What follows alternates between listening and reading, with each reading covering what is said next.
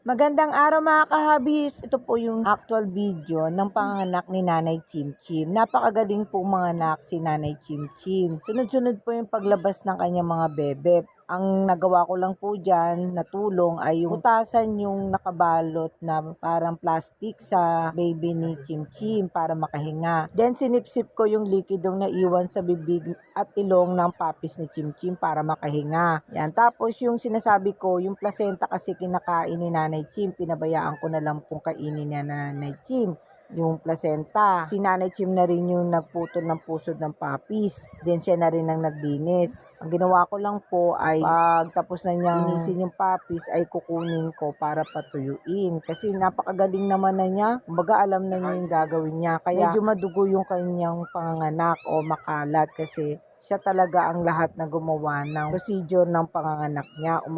Umalalay lang ako kay Nanay